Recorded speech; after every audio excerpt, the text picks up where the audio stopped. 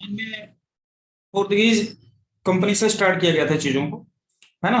Finally हम लोग east India company के शासन को पढ़ रहे थे, जैसे आप लोगों को पता है ना। ईस्ट इंडिया कंपनी की स्थापना 1599 में हुई, है ना। आप लोग कोई बता सकते हैं कि टोटल कितने शेयर होल्डर्स थे उस टाइम जब कंपनी की स्थापना हो रही थी? 1599 में क्वीन एलिजाबेथ और भारत में मुगलिया वंश के जो शासक थे यानी कि बादशाह थे, उनका नाम था अकबर। उनके टाइम पीरियड में इस ईस्ट इंडिया कंपनी को स्टैब्लिश किया गया था, राइट। ये बात याद है आप लोगों को? Yes sir, yes sir. आप लोग अपना माइक बंद कर लेंगे ताकि आवाज ना आए, मैं रिकॉर्ड कर रहा हूँ, ठीक है। Okay sir.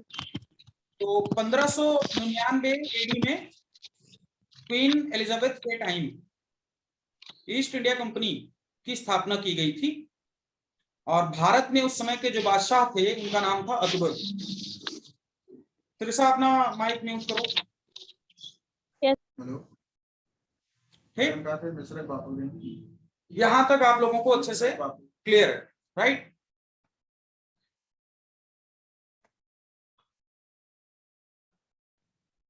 $1599 में इस कंपनी की स्थापना की गई, बट इसको भारत के साथ व्यापार करने की परमिशन 31 दिसंबर 1600 एडी को प्राप्त हुई क्वीन एलिजाबेथ के द्वारा कि आप 15 वर्षों तक ईस्ट देशों के साथ आप अपना व्यापार कर सकते हैं, वो भी मोनोपोली के साथ, यानी कि ब्रिटेन की अदर कोई भी कंपनी ईस्ट देशों के साथ कभी व्यापार नहीं करेगी।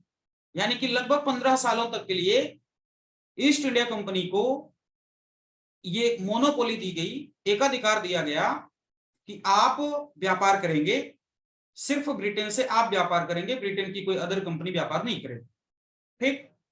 लेकिन मैं आप लोगों को ध्यान दिलाऊं, जिसे मैं बार बार ईस्ट इंडिया कंपनी बोल रहा हूं, इसे ईस्ट इंडिया कंपनी के साथ नहीं स्टैब्लिश किया गया था, बल्कि 1599 में जब इस कंपनी की स्थापना की गई थी तो इस कंपनी का नाम कुछ और था।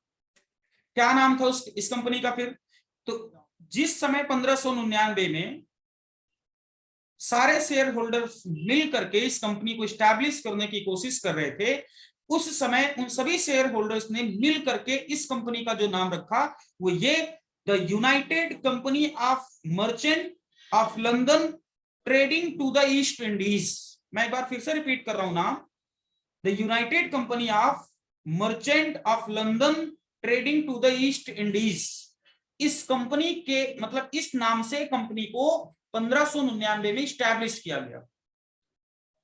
फिर इंपॉर्टेंट मसला यह है और इंपॉर्टेंट सवाल यह है कि the United Company of Merchant of London Trading to the East Indies को किस समय ईस्ट इंडिया के नाम से जाना गया, यानी कि किस समय ईस्ट इंडिया के नाम से इसको जाना गया, यह भी जानना बहुत जरूरी है आपके लिए।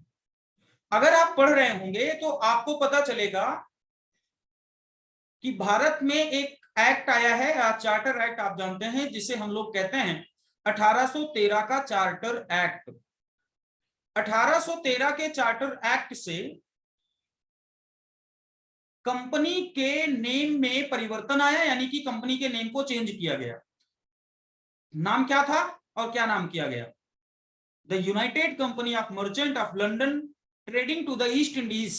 नाम को चेंज करते हुए 1833 के चार्टर एक्ट से इस कंपनी को नाम कर दिया गया क्या?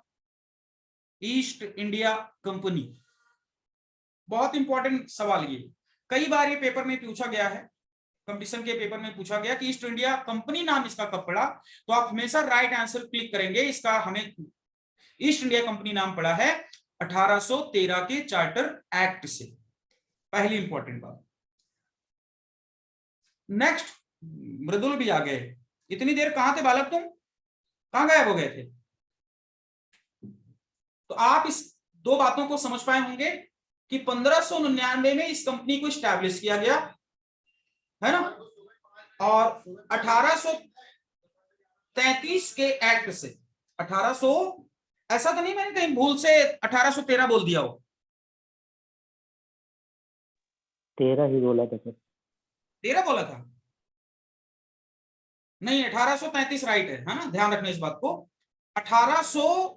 33 के चार्टर एक्ट से इस कंपनी का नाम चेंज किया गया और इस कंपनी को फाइनली अब किस नाम से जाना जाने लगा?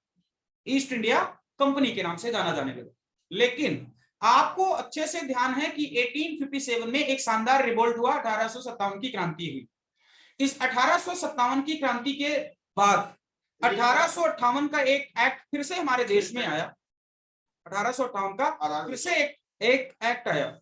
उस एक्ट के तहत कंपनी के प्रशासन को भारत से हमेशा के लिए डिसॉल्व कर दिया गया, यानी कि समाप्त कर दिया गया।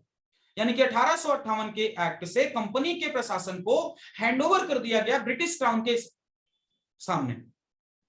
यानी कि अब 1858 से भारत पर ईस्ट इंडिया कंपनी का शासन नहीं है, बल्कि किसका शासन है? ब्रिटिश क्राउन का। किसका शासन हो गया? ब्रिटिश क्राउन का। ये बात आपको अच्छे से समझ में आई। नेक्स्ट, इसमें इससे भी ज्यादा इंपॉर्टेंट जो बात है वो ये कि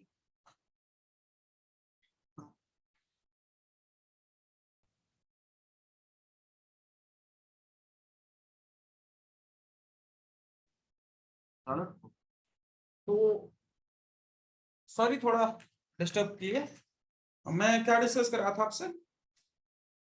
हाँ, 1858 के एक्ट से कंपनी के प्रशासन को हैंडओवर कर दिया गया। किसको? ब्रिटिश क्राउन को हैंडओवर किया गया। राइट, इतनी बात आप लोगों ने समझी। अब इसका मतलब है कि भारत पर प्रशासन ईस्ट इंडिया कंपनी का ना होकर के अब किसका है? ब्रिटिश क्राउन का प्रशासन चल रहा है। नेक्स्ट, 1873 में एक एक्ट पारित किया गया जिसे हम लोगों ने नाम दिया है स्टॉक डिविडेंड एक्ट। 1873 में एक और एक्ट आया है, स्टॉक डिविडेंड एक्ट। इस एक्ट के तहत कंपनी को हमेशा के लिए भारत से बाहर का रास्ता दिखा दिया गया। यानी कि 1858 में कंपनी के प्रशासन को समाप्त किया गया। 1873 के स्टॉक डिविडेंड एक्ट के माध्यम से कंपनी को हमेशा के लिए भारत से लंदन भेज दिया गया। और आपको अगर याद हो तो मैंने ईस्ट इंडिया कंपनी को पढ़ाने से पहले इस बात को समझाया था कि 2000 से 2010 के बीच में इस ईस्ट इंडिया कंपनी को या ईस्ट इंडिया कंपनी के जितने भी शेयर होल्डर्स थे, उन सभी लोगों के शेयर होल्डर्स को खरीदने के लिए एक व्यक्ति ने बड़ा शानदार प्रयास किया जिसका नाम था संजीव मेहता। गुजरात के हीरा व्यापारी थे जो लंदन में एक बिजनेसमैन की भांति काम कर रहे हैं आज भी। मैंने आपको बताया कि उन्होंने अपने जीवन की जितनी भी कमाई थी उन सारे पैसों को लगा करके 2 गुनी से 10 गुनी कीमत ज्यादा दे करके ईस्ट इंडिया कंपनी के सारे शेयर उन्होंने खरीदे और फाइनली ईस्ट इंडिया कंपनी को भारत की कंपनी होने का गौरव दिया। तो फाइनली मैंने आपको ये बताया कि अब ईस्ट इंडिया कंपनी किसकी कंपनी है? भारत की कंपनी है। यानी कि इसको भारत में लाने का क्रेडिट किसको दिया जाना चाहिए? संजीव मेहता को दिया जाना चाहिए। इतनी बात आप समझ गए। नेक्स्ट, मैं एक सवाल आपसे पूछना ये चाह रहा हूं कि ईस्ट इंडिया कंपनी ने भारत में जितनी भी विजय हासिल की, उन सभी विजयों के लिए जो सबसे रिस्पॉन्सिबल चीज है वो है ब्रिटिश आर्मी। यानी कि अंग्रेजों की जो आर्मी थी, उस आर्मी के माध्यम से अंग्रेजों के द्वारा या ब्रिटिश ईस्ट इंडिया कंपनी के द्वारा भारत के साम्राज्य को जीता गया, भारत के भूभाग को जीता गया। यानी कि इसमें आर्मी बहुत बड़ा रोल प्ले कर रही थी। सवाल इसमें यह है कि एशिया में जो सबसे शानदार आर्मी थी वो ईस्ट इंडिया कंपनी की थी। सवाल ये नहीं है, सवाल ये है कि एशिया में ईस्ट इंडिया कंपनी के बाद दूसरी सबसे बेहतरीन आर्मी किसकी थी? और आप गौरवान्वित फील करेंगे, एशिया में वो कंट्री भारत की, मतलब भारत ही है और भारत की एक रियासत के राजा की है वो सेना। उस रियासत के राजा का नाम बताना है आपको कि जो ब्रिटिश आर्मी के बाद सबसे शानदार सेना रखते हैं। अगर आप लोगों को कोई लिंक हो रहा हो तो आंसर दे सकते हैं। कोई देना चाह रहा है आंसर?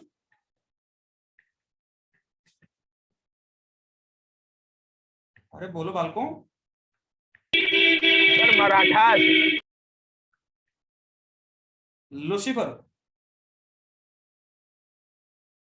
आंसर दोगे क्या? एशिया में हो सकता ब्रिटिश है आर्मी के बाद हो। सबसे शानदार आर्मी किसकी रही है? यानी कि सेकंड नंबर पर बता सकते हैं? नहीं बता पा रहे हो, बताओ। सर हो सकता है मराठास की हो। शायद। राजा रणजीत सिंह का नाम सुना तुम लोगों ने? सुना है। आइसोलेट क्यों कर गए हो भाई तुम लोग? हाँ या ना में जवाब दो। राजा रणजीत सिंह का नाम सुना है या अरे नहीं? सुन रहे हैं सर, सुना है। बोलो। जी सर सुना है। सुना है राजा सर। रणजीत सिंह का नाम सुना आप लोगों ने? हाँ सर सुना है। सुन भी रहे हो कि सारे लोग म्यूट करके भाग गए हो कहीं? सर अरे सुन रहे हैं। अरे सर सब सुना लोग सुन है, रहे हैं। कैसे बोले? हाँ सर सुना है। अरे रिप्लाई करो दादा। सर आपके पास आवाज नहीं आ रही लग रहा, सुन सब लोग तो बोल रहे हाँ, हैं। आपके पास आवाज नहीं आ रही है। हेलो। जी सर। सर आप सुना अपना है, नेटवर्क good। डाटा बंद करके फिर से ऑन अच्छा तुम करिए। लोग रिप्लाई कर रहे थे, सॉरी। तुम लोगों की गलती नहीं है, मिस्टेक मेरी तरफ से हुई। हुआ क्या है कि मैंने इसमें ईयरफोन लगा दिया है और ईयरफोन हमने कान में लगाया नहीं, इसलिए तुम लोग आंसर कर रहे हो क्या, हम सुन नहीं पा रहे थे, सॉरी। हाँ सर। हम लोग बोल रहे हैं। सर ओके अब समझ गए सर बहुत देर से चिल्ला अब बोलो फिर से। आप सुन रहे हो नहीं सारे पा लोग? रहे हैं। जी सर। हाँ सब सुन रहे हैं। सुन रहे हो ना? जी जी लूसीफर, हाँ सर सुन रहे हैं। क्या हुआ वॉइस? ठीक।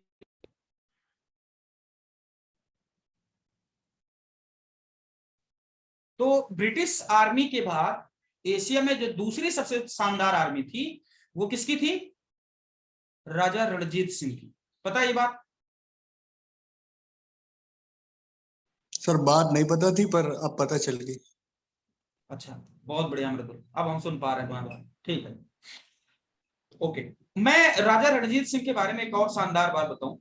राजा रणजीत सिंह साहब बहुत कुरूप आदमी थे। कुरूपता की हद यह है कि बचपन में ही उनको चेचक हो गया। उस चेचक की वजह से जब वो 5 से 7 साल की उम्र में थे तभी उनकी लेफ्ट आई यानी कि बाईं आंख खराब हो गई पूरी तरह से और हमेशा के लिए खराब हो गई। जब वो राजा बने तो राजा बनने के जिस दिन वो राजा बन रहे हैं उसी दिन एक शानदार सेंटेंस जारी कर दी। वो स्टेटमेंट सुनो। उन्होंने कहा कि ईश्वर ने हमारी एक आंख इसलिए छीन ली है ताकि मैं अपनी प्रजा के साथ 2 आंख ना कर सकूं। हेलो। अब इसमें से कुछ लोग ऐसे अंग्रेज टाइप के हैं जो ये नहीं समझ पा रहे हैं कि 2 आंख करना क्या होता है। समझ पा रहे हैं? 2 आंख करने का क्या मतलब है? हा? 2 आंख करने सर को अलग क्या अलग समझ पा रहे हैं व्यवहार ना? ना करना। हाँ अलग अलग व्यवहार ना करना, विभेद ना करना प्रजा के बीच में। तो ये सेंटेंस पूछा गया कि ये सेंटेंस किस राजा का है। उन्होंने राजा बनने के तुरंत बाद इस बात को बोला कि मैं भगवान ने मेरी एक आंख इसलिए छीन ली है ताकि मैं अपनी प्रजा के साथ भेदभाव ना कर सकूं। ये शानदार लाइन किसने बोली? राजा रणजीत सिंह। बहुत शानदार सेना। इनकी सेना से ब्रिटिश आर्मी भी खौफ खाती थी, हमेशा इनके साथ ट्रीटी करने के लिए तैयार बैठी रहती थी ब्रिटिश आर्मी। अफगानिस्तान वाले भी खौफ खाते थे। हाँ अफगानिस्तान, याद आया तुमको? शाह सुजा ने इनको कोहिनूर हीरा दिया था। बाद में यही कोहिनूर हीरा मिला किसको? इनके बेटे राजा दिलीप सिंह को। बाद में दिलीप सिंह छोटे से बालक थे, ईस्ट इंडिया कंपनी के लोग कॉन्सिक्वेंसी करके वो कोहिनूर भी ले लिए और राजा दिलीप सिंह को लंदन भेज दिया, वहीं पर उनको ईसाई धर्म में कन्वर्ट करा दिया और जब तक जिंदा रहे तब तक दिलीप सिंह वहीं रहे और फाइनली तब से कोहिनूर वहीं पर। अब क्या है कि कोहिनूर को 3 पार्ट में डिवाइड कर दिया लोगों ने। उसका एक पार्ट जो है वो ब्रिटिश क्वीन की क्राउन में लगा हुआ है और 2 जो पार्ट उसके वो ब्रिटिश म्यूजियम में है, उसकी शोभा बढ़ा रहे हैं। मृदुल मैं इतना जानना चाह रहा हूं कि क्या कोहिनूर मिल सकता है क्या? सर मिल क्या नहीं सकता है, ऐसा कुछ होता ही नहीं कि मिल ना सके। बस उसके लिए प्रयास किया जाए, दबाव क्या बने। क्या अगर तुम भारत के प्रधानमंत्री हो, मान लो सपोज करो तुम भारत के प्रधानमंत्री हो और तुम्हें कोहिनूर चाहिए तो क्या कदम उठाओगे? या एक सिविलाइज्ड सिविलियन होने के नाते तुम्हारे पास क्या 2 तरीके हैं? मैं 2 ऑप्शन दे रहा हूं तुम्हें, 1 या 2 ऑप्शन कोई है तुम्हारे पास कि इस माध्यम से हम कोहिनूर प्राप्त कर सकते हैं? सर सबसे पहले तो अभी ऐसा कुछ सोचा नहीं है पर आपने ऐसे पूछ लिया। नहीं ऐसे सडन किसी के माइंड में ऐसा क्लिक हो रहा कि हम अगर ये तरीका इजाद कर दें तो कोहिनूर मिल सकता है। मैं 2 तरीके बताऊं? हाँ सर बताइए। कोहिनूर को पाने का 2 शानदार तरीका है। अगर भारत इसको अप्लाई कर दे तो कोहिनूर बहुत आसानी के साथ मिल सकता है। एक, अपने यहाँ की जो नेवी और आर्मी है इसको इतना शानदार बनाओ कि वो ब्रिटिश नेवी और ब्रिटिश आर्मी से ज्यादा शानदार हो और डायरेक्ट धावा बोल दे, यानी कि अटैक कर दे और ब्रिटिश आर्मी को घुटनों पर ला दे। पहला तरीका। दूसरा सर, तरीका आवाज नहीं ये आ रही है, बिल्कुल यही मेरा आंसर भी था सर, 100% यही मेरा भी आंसर था। दूसरा तरीका ये है, सर आवाज नहीं आ रही क्या मेरी? नहीं तुम्हारी आवाज सुन पा रहे मृदुल, हम सुन पा रहे। अच्छा ठीक, आप दूसरा बताइए। तरीका, नहीं हमें लगा नहीं पहला तरीका समझ में आया। हाँ हाँ, वो सुनाई पड़ा था सर। ठीक है, बोलिए आप। दूसरा तरीका यह है कि भारत वर्ल्ड को लीड करने लगे, दुनिया को लीड करने लगे, यानी कि जैसे एक टाइम ब्रिटेन दुनिया को लीड कर रहा था, सेकंड टाइम पे अमेरिका को मौका मिला, अब मिलने वाला है चाइना को। एक ऐसा टाइम है जब भारत दुनिया को रिप्रेजेंट करने लगे। इंडिया भी अपना ग्रुप बना है। हाँ तब, और ब्रिटिश सरकार को मजबूर कर दे और उसकी अर्थव्यवस्था को इस तरह से तोड़े कि वो मजबूर हो जाए हमको कोहिनूर देने के लिए। यही दो पर मात्र वो तरीका है। अटैक वाले से सहमत नहीं है सर, उससे बात बिगड़ जाएगी, बात बिगड़ भले ही चाहे जाएगी। कितने भी ताकत। हाँ, लेकिन जब तक आप वर्ल्ड पावर में नहीं आएंगे तब तक आप ले नहीं सकते, क्योंकि ब्रिटेन इतने हाँ बढ़िया हाँ, लोग हैं, ब्रिटेन के लोग वो देंगे नहीं आपको। वो कहेंगे हमको गिफ्ट मिला हुआ है, और गिफ्ट में मिली हुई चीज को वापस नहीं किया जाता है। इस बात की डिमांड की है किसने? शशि थरूर साहब ने। शशि थरूर साहब ने हाँ ब्रिटिश पार्लियामेंट के हाउस ऑफ कॉमन्स में इस बात को बोला है कि कोहिनूर आप लोगों ने जबरदस्ती छीना, उसको वापस कर देना चाहिए आपको नैतिकता के आधार पर। तो वहां की पार्लियामेंट के जो मेंबर ऑफ पार्लियामेंट लोग थे, जो एमपीज थे, उन लोगों ने बोला फालतू बात कर रहे हैं आप, हम लोगों ने छीना थोड़ी ना है, दिलीप सिंह ने हमको गिफ्ट किया है, हमारी महारानी को गिफ्ट किया था, और आपको ध्यान नहीं है कि गिफ्ट की हुई चीज को कभी वापस नहीं दिया जाता, और उस हम उनके मांगा तो बिल्कुल नहीं जाता। अब इसके आगे मैं कुछ और डिस्कस करना चाह रहा हूं, उसको आप लोग ध्यान से सुनेंगे। उम्मीद है कितनी बात हमारी समझ में आई होगी आपको। नेक्स्ट, अब इस बात को समझो कि भारत में जब ईस्ट इंडिया कंपनी को स्टैब्लिश कर दिया गया पूरी तरह से, तो अब भारत में ईस्ट इंडिया कंपनी को चलाने के लिए एक गवर्नेंस होगी ना, एक सरकार होगी। लेकिन एक सरकार ईस्ट इंडिया कंपनी की भारत में है और एक सरकार उसकी लंदन में भी, यानी कि ब्रिटेन में भी। फॉर एग्जाम्पल, अपने यहां सबसे बड़े उद्योगपति हैं कौन? बिजनेसमैन है मुकेश अंबानी साहब, और उनकी कंपनी का नाम है Reliance industries limited, RIL, right. अब सपोज करो कि मुकेश अंबानी साहब, बगल में एक पड़ोसी राष्ट्र है अपना नेपाल, नेपाल में अपनी कंपनी की स्थापना कर देते, वहां पर अपना एक ब्रांच ओपन करते हैं। अब कंपनी मूल रूप से कहां है? भारत में, और उसकी एक ब्रांच बनाई जा रही है कहां पर? RIL की, नेपाल में। तो कंपनी के कुछ ऐसे कर्मचारी होंगे ना जो भारत में काम कर रहे हैं, और कंपनी के कुछ ऐसे भी कर्मचारी होंगे जो नेपाल में भी काम करने के लिए जाएंगे। क्लियर हुआ? अब ध्यान से समझना, सेम इसी तरह से ईस्ट इंडिया कंपनी भी वर्क कर रही थी।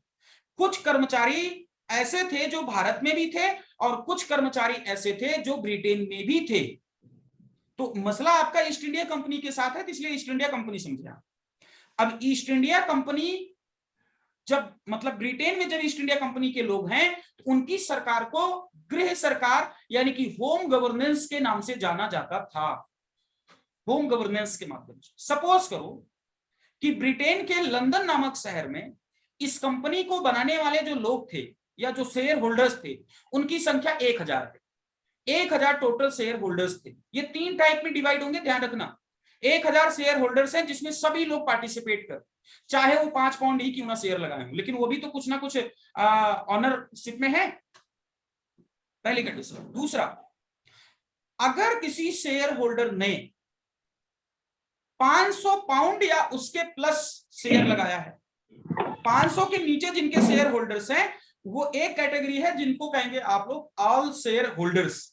3 कैटेगरी में मैं डिवाइड कर रहा हूं। पहली, ऑल शेयर होल्डर्स, जिनमें आप 1000 लोगों को रखें। अब इनमें से कुछ ऐसे शेयर होल्डर्स हैं जिन्होंने 500 पाउंड से कम पैसा लगाया है, कम शेयर लगाया है। मृदुल अपना इसको म्यूट करो तुम।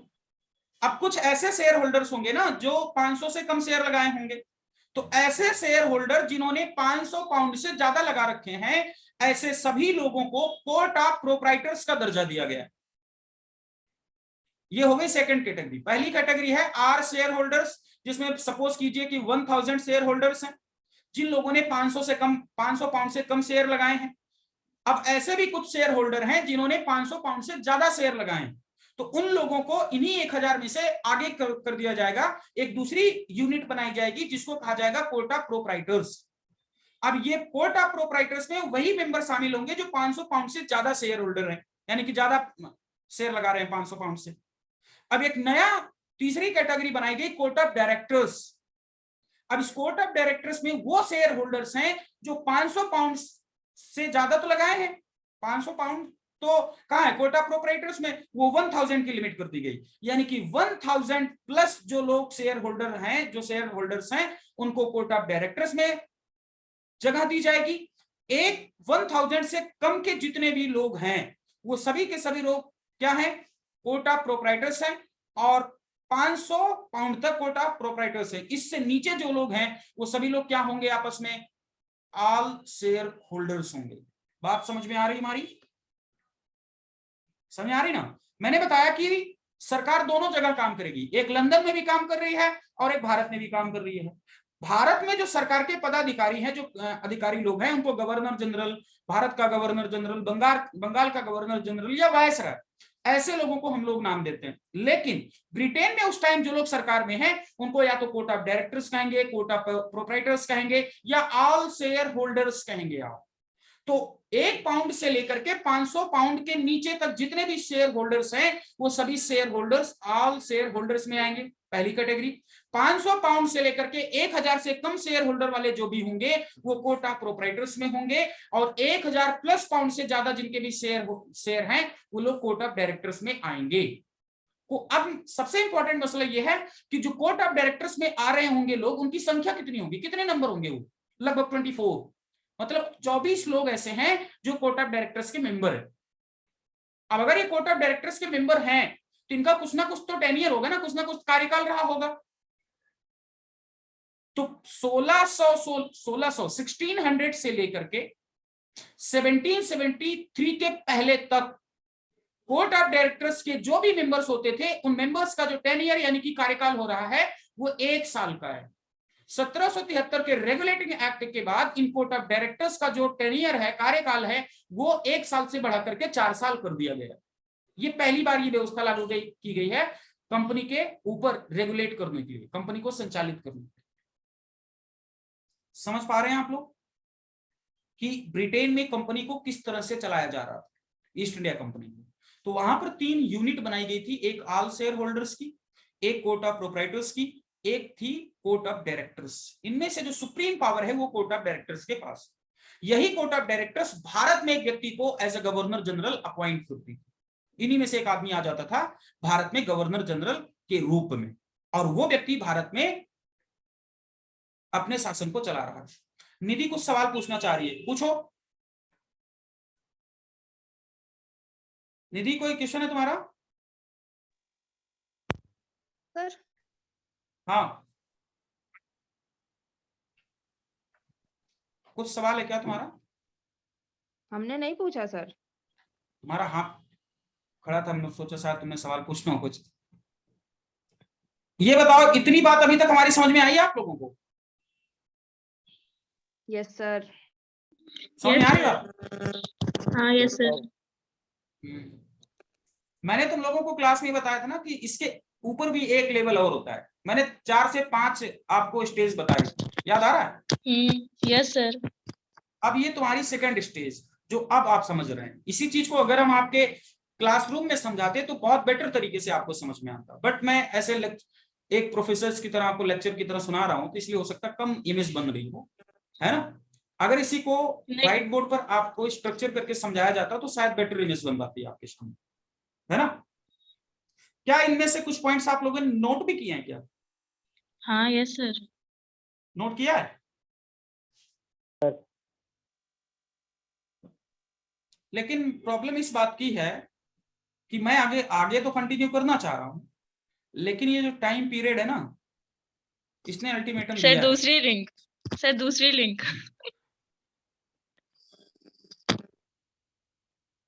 लूसीफर बंधु, तुम कहाँ रहते हो यार? लेट रिलेटिव हो जाते हो तुम, आते नहीं टाइम से।